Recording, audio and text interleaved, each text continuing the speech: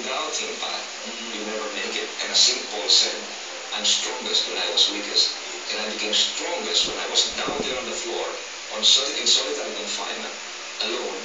And it's only when He came to me that I really felt strongest. And therefore now, I have survived all of my vicissitudes because I know that there's this God interceding for us.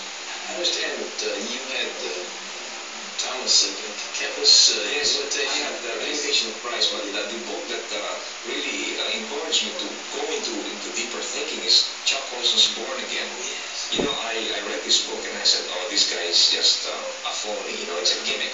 He was an Nixon man and he wants to use this, you know, to win the good graces of people.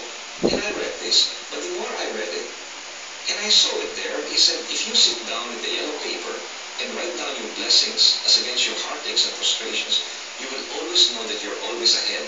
But the tragedy with us human beings, we only remember God on the negative way. We know Him when we're suffering. But what about the daily gifts that He gives us? The family, the children, the food, employment. We don't count that. So it was Chuck Colson who opened up my mind to this. And then I saw him in your program. So I started reading. So one day I was flying from Boston to Washington. And here's this man sitting down, beside me in the plane, and I looked over and I said, excuse me, are you Mr. Colson? He said, yes. How did you know me? I said, I saw you at 700 Club and I read your book. And your book helped me. And we started talking, you see. And it was this man who showed me the way. I told him I must apologize. I said, because you know, when I first read your book, I thought you were a phony and you're a gimmick. But now that you're in your Christian fellowship, really dedicating yourself to the Lord, I said, that's the greatest thing. And you know, I said, Chuck, I want to make a confession too.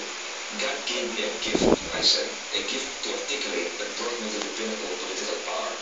I promised him in prison, I said, that if and when I regain my freedom, I'd like to use this gift now to witness for Him.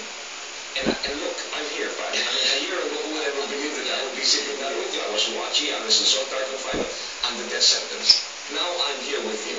And this is a miracle. I mean, that's it. You know, it's just one of those things. And the suffering did something, though. The suffering opened your understanding of God that you never would have had otherwise. Pat, suffering can do two ways. It can break you or make you. In my particular instance, I welcomed it as an opportunity.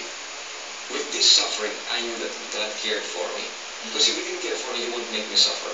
But I knew that when He gave me this suffering in solitary confinement, away from my children, they would come in the afternoon and visit me once a week. And when they left, even my heart would be broken. But it's only then that I really realized the value of my children. God had to take them away for me to realize that value. So I think the message is, welcome your suffering, because God will never give you a suffering that will break you.